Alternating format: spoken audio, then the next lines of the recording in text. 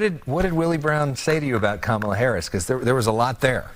He in effect said he doesn't think governor is a fit for her. Mm-hmm. He talked about her strengths in the legal world, but not as an executive, which to me was pretty stunning because this is a guy who knows her very well. He's a legend in Democratic politics. Mm-hmm. Right? He's been a mentor to Kamala, and he actually cares about the future of California authentically. And he, in effect, said she should try something different. And he also said to you that he told her that when Joe Biden offered her the vice presidency, that she should turn it down. He did. And try to be the attorney general instead. He did. What he told me is that when she was one of the final five, and Biden was reviewing the final candidates, he recommended to her when she asked him for his advice that he suggest that Biden nominate her as the Attorney General. And it goes back to this theme of he believes that Kamala is better in the legal world, not as an executive.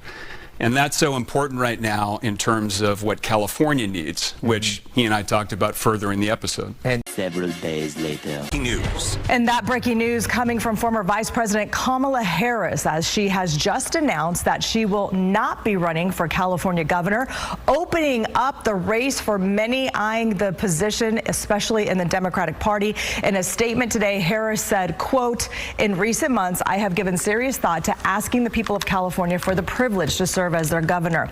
I love this state, its people, and it's my promise. It is my home. But after deep reflection, I've decided that I will not run for governor in this election." End of quote.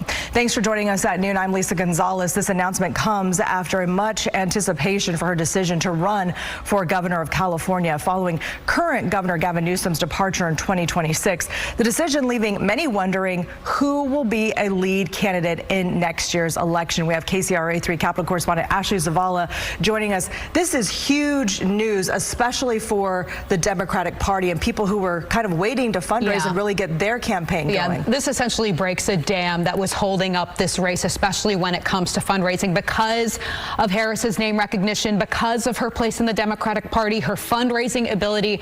This governor's race was essentially stalled for Democrats at this point as she made this decision. This is the high stakes race to replace Governor Gavin Newsom, who terms out in 2026. You can only serve 2 terms here in California. There is a long list of people vying for this office. Democrats include, but are not limited to, the people you see on your screen. Boy, oh boy, oh boy, oh boy, oh boy. So we got to talk about some pretty fascinating news out of the Democrat Party. Okay, as Kamala Harris, the former vice president and Democrat nominee in 2024, has decided that she's not going to run for governor of California. Now, I want to react to this news because I'm not really surprised by this decision. It is actually a really big deal because I think that it is a sign that her career is over. And I'm not saying that in an exaggerated way, right? Which is, the way a lot of us commentators kind of exaggerate, right? When something bad happens to a politician, oh, their career is over. I'm not exaggerating, right? I'm actually very serious. I think that her career might actually be over. And I want to react to this because her reasoning for why she's dropping out, in my opinion, indicates that it's very close to the end, right? In regards to being a politician, an executive, which you guys saw at the beginning of this video, her ex-boyfriend, her ex-lover, Willie Brown, went on record to say that, Kamala should not run for governor of California. She's not a good executive. She's better as a legal person, right? She's better working under somebody else rather than being the top dog, okay? And I think he's right. I think he's 100% right. As of right now, Kamala has basically the same chance of becoming president in 2028 as President Trump winning a 3rd term, which right now is constitutionally not possible, which really tells you everything you need to know about how odds makers are feeling about Kamala Harris's chances of running and becoming a Democrat nominee in 2028 and actually winning the presidential election. For the 2028 presidential election. And overall, Vice President J.D. Vance tops the list with 28%, followed by Gavin Newsom, Alexandria Ocasio-Cortez to round out the 3. Marco Rubio comes in at 6%, Kamala Harris at just 4%. She's tied with President Trump, who is ineligible to run for re-election. So I don't know what that gets her, really. Let's break it down by party now. In the top three, J.D. Vance, far and away the top pick for the Republican nomination with 56%. Secretary Rubio trails far behind with 7%. And on the Dem side, Newsom, AOC, and Buttigieg. Pete Buttigieg, all within about 8 percentage points. Yeah, I cannot stress to you guys just how bad that is for Kamala Harris. Okay, she has the same odds as the current president of the United States, who's ineligible, right? Right now, as of right now, constitutionally ineligible. She has the same chance of winning the 2028 election as him. And she was the Democrat nominee, and she was the vice president. That is very, very, very, very, very bad, okay? I cannot stress enough how bad that is, okay? So with that being said, let's go ahead and get into this decision for her not to run for California governor, because in my mind, this doesn't mean that she's running for president. In fact, this, in my opinion, is more of an indication that her career is nearing an end. So let's get into it. Breaking news that I spoke about. It's from the state of California, and it concerns the former presidential candidate and former vice president of the United States. Kamala Harris is not running for governor of California. We learned that from the reporting of The Hill's Alex Gangitano, who joins us today, along with the senior political correspondent for the Wall Street Journal, Molly Ball, who's with us, and our News Nation White House correspondent, Kelly Meyer, who's live on the North Lawn. So I wanted to start with this, then get to some of these other stories that I just mentioned, because we're just learning this information, or better said, Alex, you're just learning this information. What do you know? That's right. A statement from Harris just came out at 3 p.m. basically saying that she's taken the last 6 months since she lost that race to President Trump in November to reflect on where she wants to be in her political future, how she wants to contribute to politics. And she said, I've decided I will not run for governor in this election, and that she has decided that public service can be done outside of elected office. So this is something people were waiting for months, to see if she'd step into this race to replace Governor Gavin Newsom, who's term limited. And here you go. She's decided to sit this one out for now. Molly Ball, thoughts, reaction? Well, it's very interesting. You know, we had been hearing for months that this was something she was strongly considering, but she also has not been really out there. She's made very few public appearances since losing the election in November. And I think it's fair to say the vibes were kind of bad around a potential gubernatorial run for her. You know, I've been out in California doing some reporting over the last few months, and there was a really notable lack of enthusiasm, even among a lot of Democrats. And at the state Democratic convention, which I believe was also about a month ago, you had a lot of rank and file delegates saying the same thing, saying that they were not super enthused about her candidacy. So while she would have been the biggest name in the race and obviously would have been a major factor, she leaves this field really in disarray with a lot of Democrats who I think are now going to get in. Yeah, you know, isn't that amazing? Isn't that amazing? Just what, a year ago, right? Almost a year ago, but yeah, it's about the anniversary of Kamala Harris entering the race, right?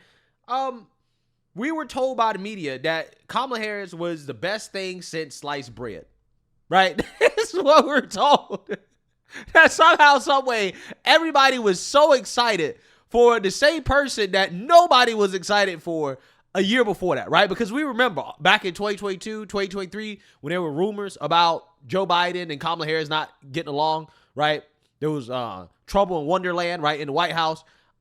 Democrats are hard-pressed to endorse Kamala Harris running as Joe Biden's VP, right? They were talking about replacing Kamala with Pete Buttigieg, right?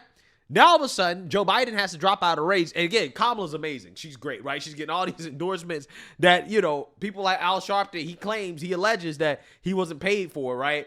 Roland Martin, Oprah, call her daddy, all these people, Beyonce, all these people came out the woodwork. Oh, Kamala's amazing. You don't understand. She's great, right? Democrats all saying how great she is. She loses the election, gets embarrassed by President Trump. And now all of a sudden, once again, nobody likes Kamala.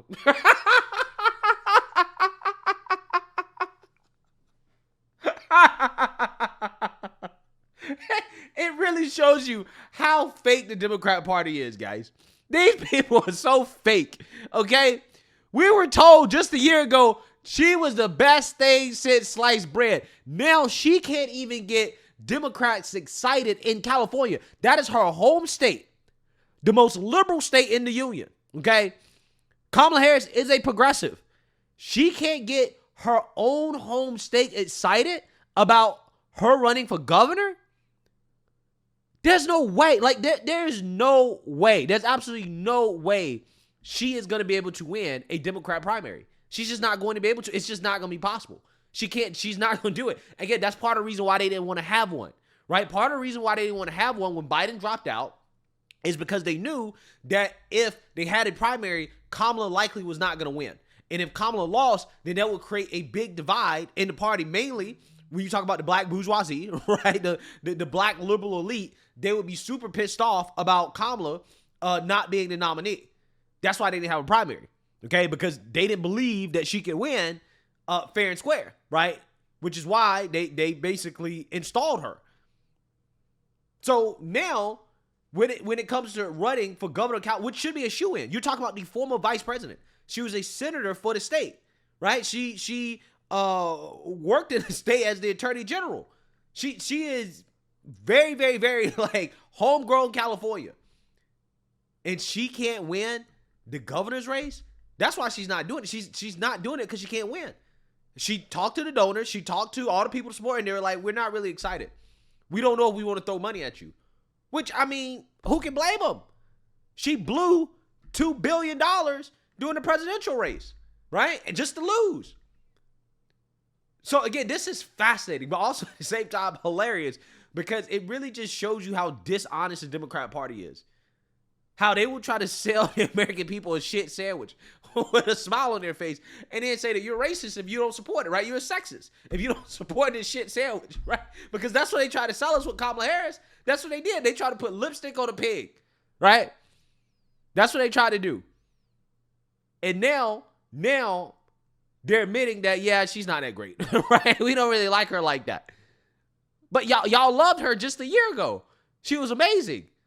How does that happen? Somebody explain to me how that works. It'd be an interesting race to watch in California. Of course, Kelly Meyer, it'd also be an interesting race to watch for president next time with the sitting governor of California. You know, to Alex's point, likely getting in, but now you wonder what the future does hold for Kamala Harris, if it's not this. That's exactly where your mind goes at first when you hear this news from our Alex Gangitano there with The Hill, breaking this news this hour that she's not going to be running for governor. It really opens up the question of whether or not she is keeping open the lane of the presidential run for 2028, if that's something that she's weighing, or leaving the room to at least decide where her political future might go next. She has been, as talked about in some of the polling in recent months, the name that people keep going back to, but whether or not she decides to do this again. Of course, we were covering her on the trail just months ago, looking back into 2024 on election night at her headquarters. So she had to go through all that in campaigning on the road, being tapped by former President Biden to be the presidential nominee and candidate there. So we'll have to see exactly where the road leads her next. But this is definitely an interesting development and leaves you wondering if she is keeping that option open to run for president in 2028. What about that, Alex? And you're reporting on this. Is this story goodbye Kamala Harris as a political figure, or moving on, just not right now a politician running for governor of California? Yeah, I think not right now. This is definitely not the last we'll see of Vice President Harris. And I do think there's a lot of people in her inner circle in the Harris camp that think she simply did not get enough time to run for president. She was handed, this pretty tough set of cards from President Biden when he decided to drop out a year ago almost to the state. And she had to do what she could with that amount of time to try to beat President Trump in November. And so I think, if anything, this is a sign that we'll see her running for president, whether that's, in 4 years, in 8 years, whatever else. But I'm not saying anytime soon, but I think this is her wanting to kind of take a reset. But once you make it to the big stage of being the Democratic nominee for president, I think it's probably tough to try to figure out what other spots you'd be interested in filling. Yeah. So I personally believe that it is a bad idea for Kamala to try to run for president again. I really do. I think that she needs to be happy that she's overachieved in her life, in her career. She should not have been vice president, right? In a sane country, this woman would have never become vice president. She would have never become a senator, right? In a sane country, okay? She would have topped out at, a DA, a local DA in San Francisco. She would have topped out there, right? In a sane country. But because she's massively overachieved, she needs to understand and realize that, yeah, I've hit my peak, right? I've hit my pinnacle. I should probably stop while my legacy is still intact, right?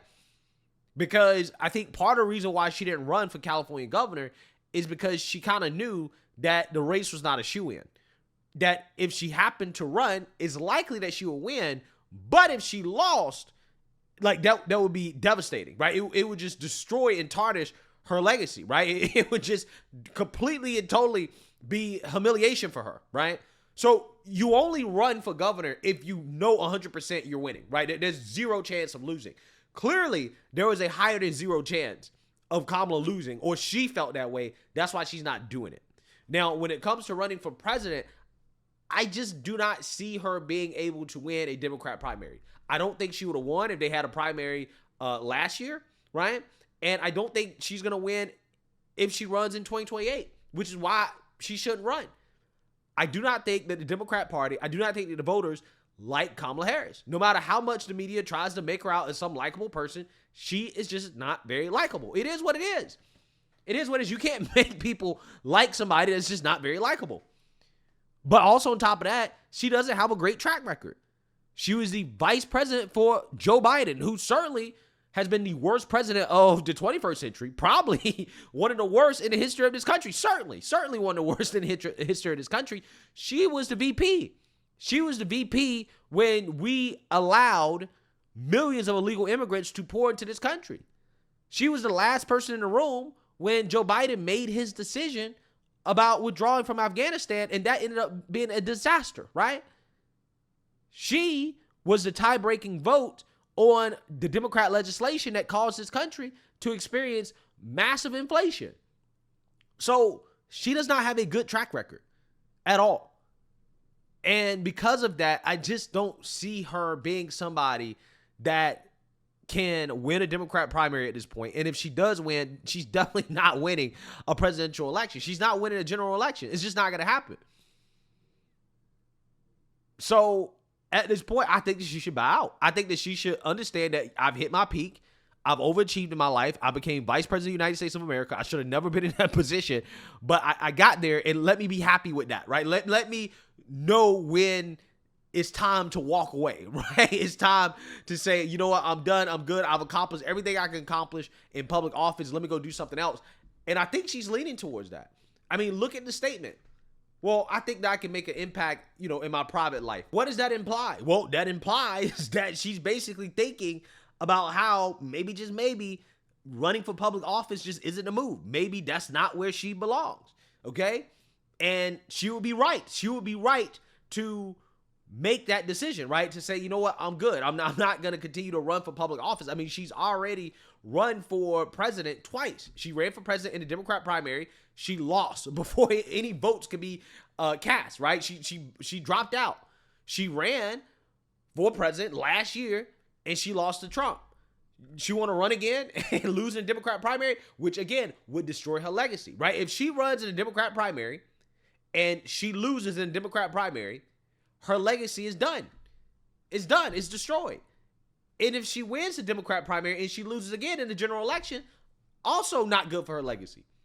The best thing for Kamala's legacy at this point right now is to bow out while she still has a legacy, somewhat of a legacy intact, right? an overachiever, DEI vice president, right? First woman and I guess so-called person of color, vice president, whatever, right? Take that, be happy with it, go about your business, right? Go about your business and just, quit politics because it's just not for you. And who knows? I mean, some Democrat, hopefully, there's no Democrats that win anytime in the future, right? When you talk about presidency, but who knows? Maybe, some future Democrat president will make her a Supreme Court justice or something like that. That's probably like if she's going to advance her career, right? If she's going to do more, it's going to be that route. It's not going to be the route of becoming president of the United States. Just not in my opinion. But I'm hoping and praying that she doesn't become a Supreme Court justice or attorney general or anything like that either, right? So I'm just hoping like she's just done, right? And she should be. She should be. So again, I personally got a gut feeling that Kamala's career is actually over, but we will see. Let me know what you guys think. Make sure you like, comment, and subscribe. Most importantly, share a Black conservative perspective. Peace.